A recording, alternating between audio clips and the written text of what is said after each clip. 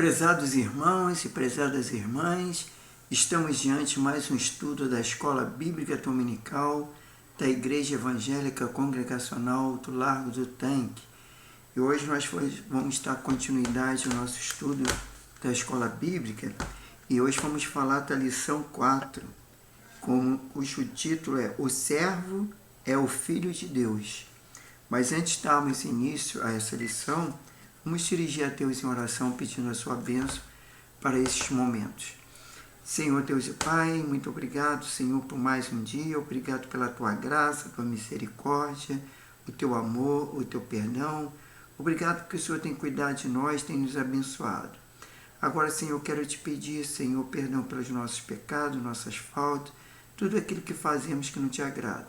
Que o Senhor possa ter misericórdia de nós, perdoar nossos pecados, assim também como nós perdoamos nossos devedores, Pai. Seja conosco, abençoe nossas vidas, faça-nos compreender a Tua palavra, para que sejamos certificados por ela, e que cada dia nós possamos crescer na graça e no conhecimento da Tua palavra. É que eu te peço, já te agradeço, em nome do Senhor Jesus. Amém. Então vamos dar início mais esse estudo, que como eu falei, o servo é o Filho de Deus. E o texto áureo da revista, da lição, é lá em Marcos 2,17. Então vamos ler aqui. Tendo Jesus ouvido isto, disse-lhe, palavra de Jesus, os sãos não necessitam de médico, mas sim os doentes. Eu não vim chamar os justos, mas sim os pecadores. Quer dizer, Jesus não veio chamar os justos, mas sim aqueles que estavam em pecado e que estavam no erro, para que pudesse se arrepender e se consertar diante de Deus. Nós temos o objetivo da lição, que fala que, primeiro, apresentar Jesus como Filho de Deus, capaz de curar e perdoar pecados. E segundo, esclarecer que a postura de Jesus diante dos pecadores não foi de afastamento, mas de acolhimento.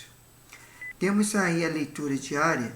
Na segunda-feira, nós temos lá em João 1,9. Vamos caminhar lá para João 1,9. Vamos ver o que a palavra de Deus diz em João 1,9. Diz o seguinte: a luz verdadeira que ilumina a todos os homens estava vindo ao mundo. Quem é essa luz? É Jesus, Já na terça-feira temos Lucas 15:7. Então vamos lá, em Lucas 15:7. Vamos ler a palavra em Lucas 15:7. Então está aqui, 15:7. O que diz? Jesus diz: digo-vos que no mesmo jeito haverá alegria no céu por um pecador que se arrepende, mais do que por 99 justos que não necessitam de arrependimento. Isso ele está falando lá na questão, no capítulo 15 de Lucas, que tem o título lá, a parábola da ovelha e a dracma perdida, Que quando Jesus fala que haverá mais alegria no céu por um pecador que se arrepende do que por 99 justos, porque aqui ele se arrependeu. Agora vamos partir para a quarta-feira, nós temos lá em Salmo 32:1. Vamos lá para Salmo 32:1. O que diz a palavra de Deus?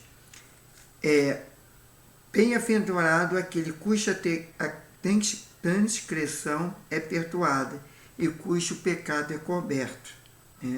E na quinta-feira, Atos 13:38. Então vamos lá para Atos 13:38. Que isso aí é da quinta-feira, que era para ser lido, Atos 13:38. Então vamos lá. Atos 13:38 diz: seja vós notório, irmãos, que por este se vos anuncia a remissão dos pecados. Repetindo, seja vós notório, irmãos, que por este se vos anuncia a remissão de pecado. Quem é? Que tem o poder para perdoar pecados? Jesus. Já na sexta-feira, Colossenses 15, 1 e 2. Então vamos partir para Colossenses 1 e 2. Isso é lá na sexta-feira. Sexta-feira, Colossenses, estamos chegando. Colossenses 15, 1 e 2. Não, peraí. Está errado isso aqui. Sexta-feira não é Colossenses. Colossenses não pode porque não vem capítulo 15. Ele vai até o capítulo 4. Eu acho que isso aí seria capítulo 3.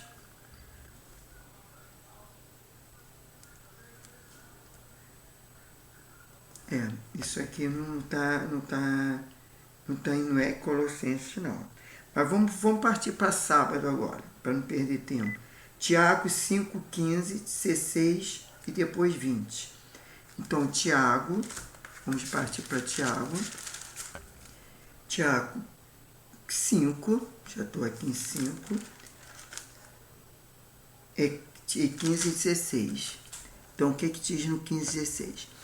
A oração e a fé salvará o doente, e o Senhor levantará, e se houver cometido pecados, se lhe são perdoados. Portanto, confessai os vossos pecados uns aos outros e orai uns pelos outros, para que sejam curados. A oração de um justo é poderosa e eficaz. E no domingo, vamos para Mateus 12, 1 a 13. Então, vamos lá para Mateus, agora. Mateus 12, está aqui, 1 a 13. Então, vamos ler de 1 até 13. Jesus Senhor do sábado. Lembra isso? Mateus 12, de 1 a 13. Então, vamos lá. Naquele tempo, passou Jesus pela seara, um dia de sábado. Seus discípulos, tendo fome, começaram a colher espiga e a comer. Quando os fariseus viram isto, lhe disseram: Olha, os teus discípulos fazem o que não é lícito fazer no sábado. Ele, porém, lhe disse: Não tendes o que fez Davi quando teve fome, e eles com ele se estavam? Como entrou na casa de Deus e comeu o pão da preposição, e que não lhe era lícito comer, nem aos que com ele estavam, mas só aos sacerdotes? Ou não lês na lei que no sábado os sacerdotes no templo violam o dia e ficam sem culpa? E foste o que ali está aqui quem é o maior que o templo. Mas se soubesse que significa misericórdia, quero e não sacrifício, não condenerei os inocentes, pois o Filho do Homem é o Senhor do sábado. Agora o versículo 9. Partido dali, entrou na sinagoga deles, e estava ali um homem que tinha uma mão ressequida. Eles, para o acusarem, o interrogaram: é lícito curar no sábado? E lhe respondeu Jesus: Qual de vós será o homem que, tendo uma ovelha, e no sábado ela cair numa cova, não vai apanhá-la e tirá-la de lá? Quanto mais vale um homem que uma ovelha. Logo, é lícito fazer o bem no sábado. Então disse àqueles homens, Jesus falando: Estende a tua mão. E ele estendeu e ficou são com a outra. Quer dizer, o homem que tinha a mão ressequida, mas era um dia de sábado, e Jesus resolveu curar. Porque para fazer um bem, não precisa guardar o sábado. Então, essa questão que mostra aqui que Jesus é Senhor do sábado.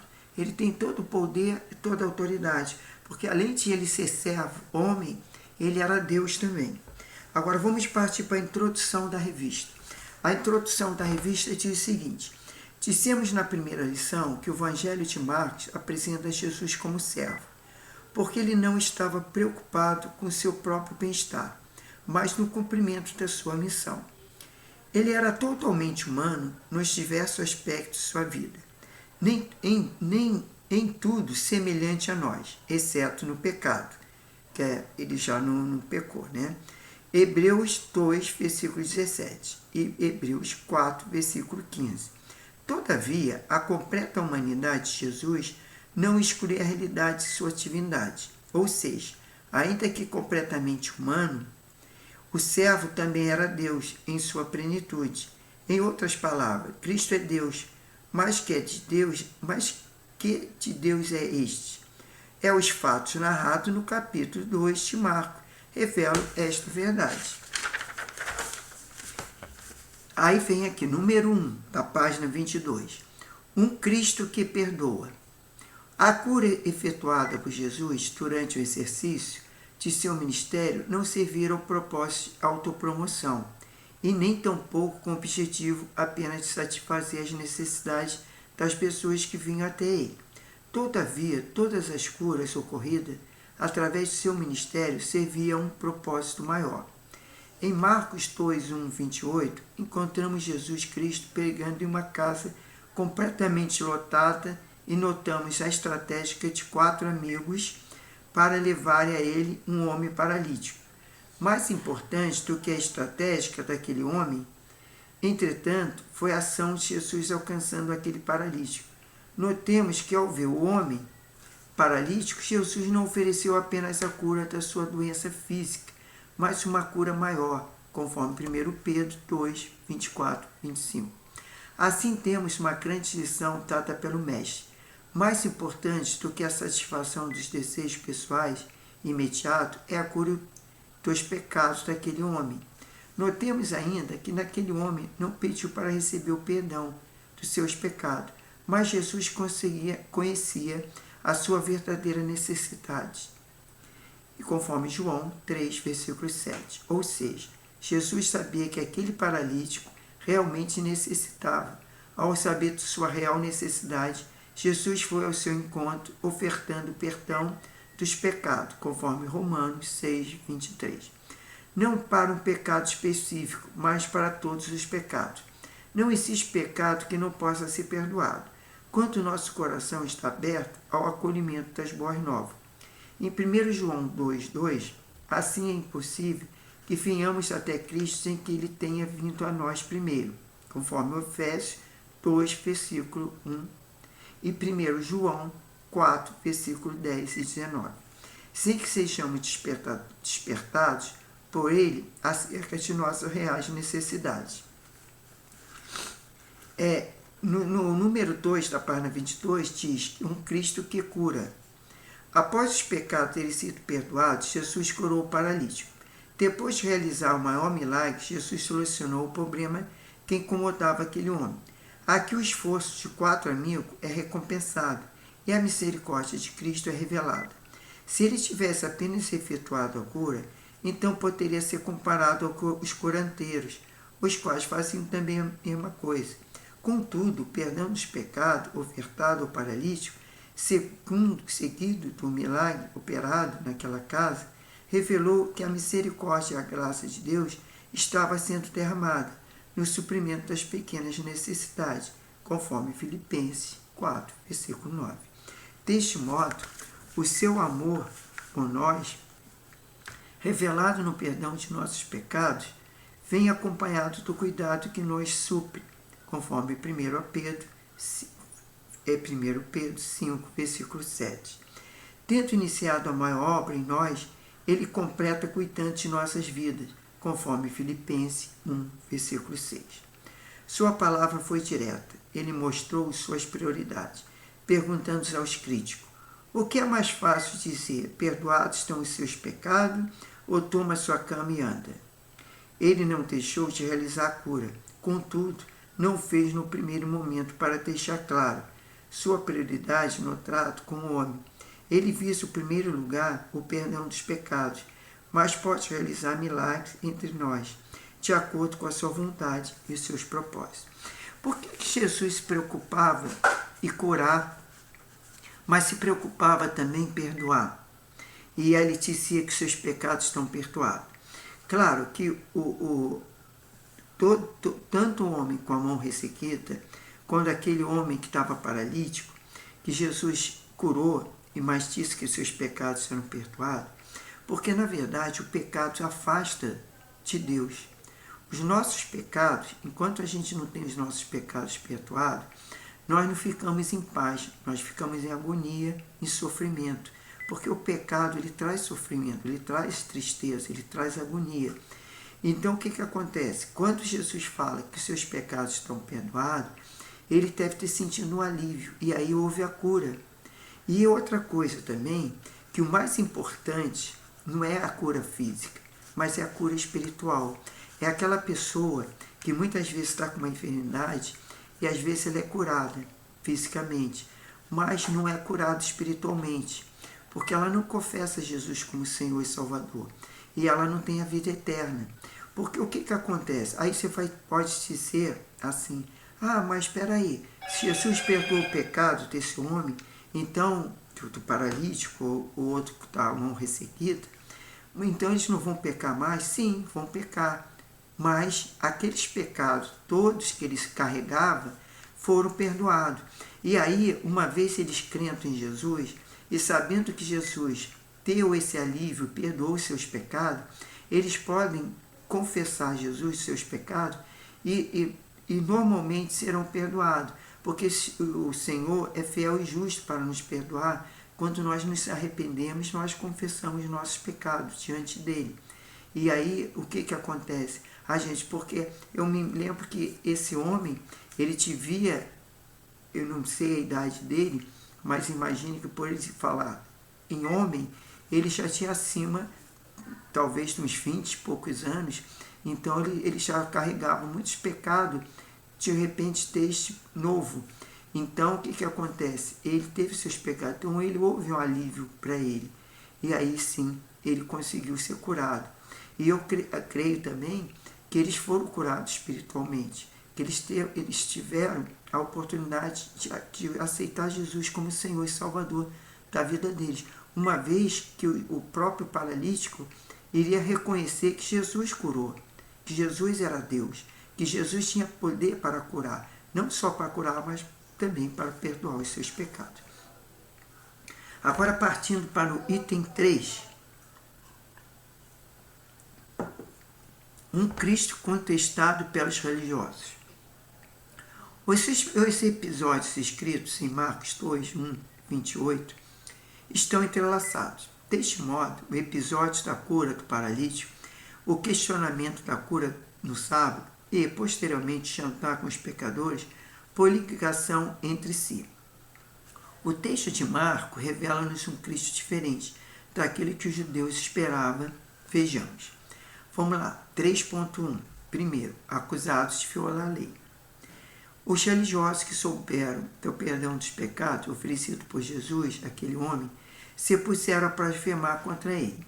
Em suas construções teológicas bem elaboradas, eles tinham ciência que Deus é o único capaz de perdoar os pecados.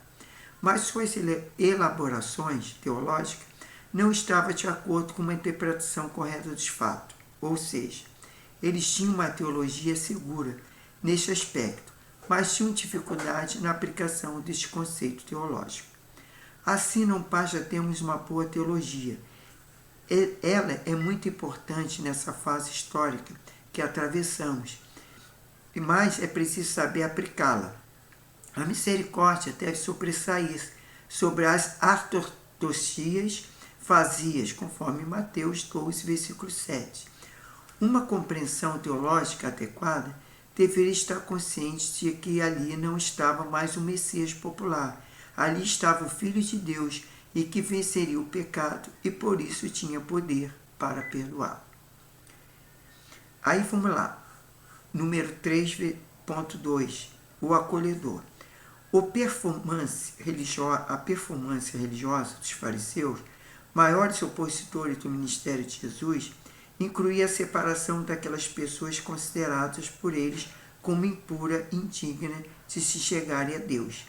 Este capítulo de Marcos é uma antítese das práticas farisaicas. Jesus acolheu um paralítico, chamou um coletor de impostos, Levi, que é Mateus, para segui-lo e não condenou seus discípulos por colherem espiga no dia de sábado. Mateus, inclusive, ao ser chamado por Jesus, ofereceu a ele um banquete na sua casa. E chamou seus amigos para entrarem lá. O mestre foi até lá e participou do banquete, conforme Lucas 15, versículo 1 e 2. Porém, os amigos de Mateus eram todos cobradores de impostos e pecadores. Notemos que aqui não existia alusão a nenhum ritual de purificação imposto pelos fariseus, como, por exemplo, lavar as mãos na hora das refeições, conforme Mateus 15, versículo 1 ao 20. Assim, Jesus festejou na companhia dos pecadores e não é sem motivo. Portanto, ele foi chamado de comilão e beberrão, conforme Mateus 11, versículo 19. Assim, Cristo era um sujeito que vivia debaixo das regras assênticas, afastando-se de tudo e de todos, com medo de se contaminar, conforme Colossenses 2, versículo 16 a 23. Mas convivia com as pessoas e as acolhia e as perdoava e as transformava, dizia, entre aspas, os são não precisam de médico, mas sim os doentes, fecha aspas. No encontro com os pecadores, ofereceu acolhimento, graça e possibilidade de transformação, de mudança de vida. Ao ser questionado pelos fariseus, interpretou a lei com misericórdia, amor e graça. Então aqui, partindo já para a conclusão da revista, temos que uma das diferenças fundamentais de Jesus em relação aos religiosos, em especial aos fariseus, era a maneira como ele lidava com as pessoas. Enquanto os religiosos impunham o intenso peso da lei sobre os ombros das pessoas, Jesus interpretava essa mesma lei sob outra ótica. Sua perspectiva levava em consideração a incapacidade das pessoas que cumprirem os rituais legais interpretados sob o ponto de vista farisaico. Assim, Jesus lidava com as pessoas oferecendo perdão de seus pecados e não acusação. Ele ofereceu a cura e não a condenação, acolhimento e não rejeição. Portanto, o Cristo que Marcos nos apresenta não rejeita o que vem até ele. Pelo contrário, ele vai ao encontro daqueles que necessitam a cura, entrando na casa das pessoas que os religiosos desprezavam, comendo e bebendo com elas. Jesus ofereceu sua graça salvadora e transformadora aos pecadores.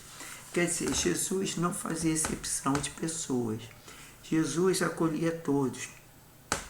Aonde tinha um deficiente físico, aonde tinha um sofrimento, onde que tinha um pecador, Jesus se compadecia.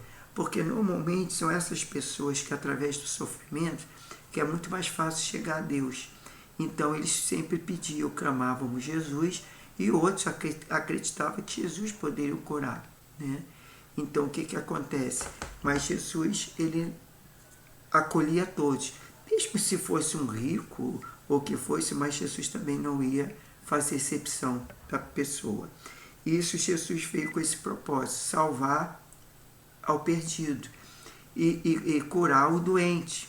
Aqueles que, como a palavra diz, aqueles que são, não precisam de médico, mas são aqueles que são doentes, porque às vezes não é uma só doença física, mas pode ser muitas vezes uma doença emocional, uma doença espiritual, precisando de uma cura interior, algum problema espiritual, na questão de uma libertação. Então tudo isso Jesus veio para satisfazer o homem, só que precisa que o homem creia nele e aceite ele como a pessoa que pode perdoar os pecados, que pode curar e que pode salvar. Porque ele é o caminho, a verdade e a vida. E ninguém vai ao Pai a não ser por Jesus. Por isso nós devemos crer nele e aceitar ele como Senhor e Salvador de nossas vidas. E entregar todos os nossos problemas, nossas dificuldades diante dele, para que ele possa agir e fazer aquilo que nós precisamos, que às vezes é uma cura, uma libertação, entendeu? Uma palavra de amor, de afeto. E a palavra de Deus fala.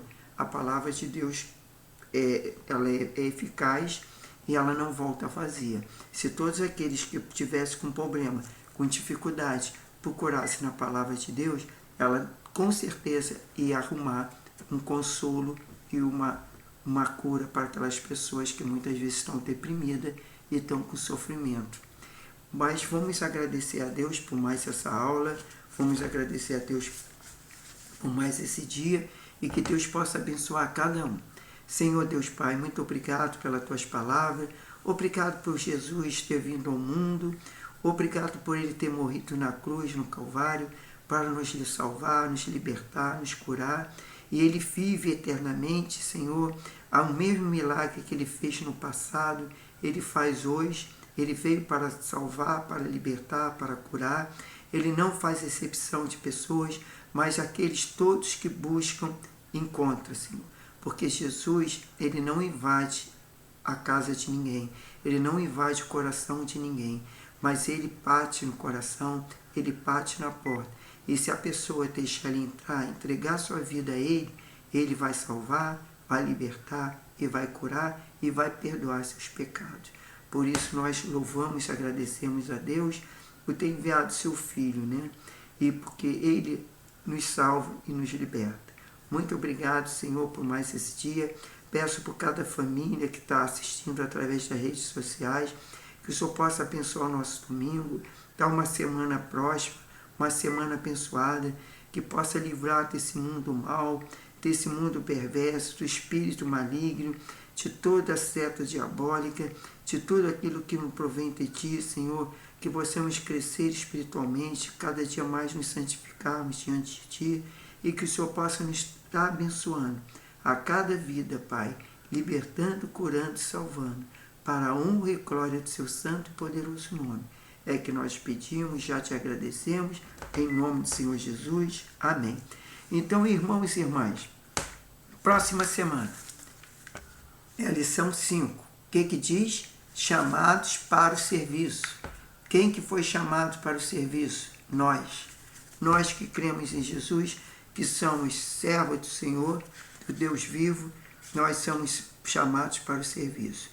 E qual é o serviço? Falar da palavra de Deus, pregar o Evangelho, orar, entendeu? Pelas pessoas, aquelas pessoas que estão nas trevas, aquelas pessoas que ainda não aceitaram Jesus como Senhor e Salvador, e essas pessoas que estão enfermas, né? Uma enfermidade espiritual, uma enfermidade física. Isso é o serviço. O nosso serviço é estar sempre pronto para servir a Deus e ao próximo. Então, meu irmão e minhas irmãs, fiquem na paz, ótimo domingo e que Deus abençoe a todos e até a próxima semana.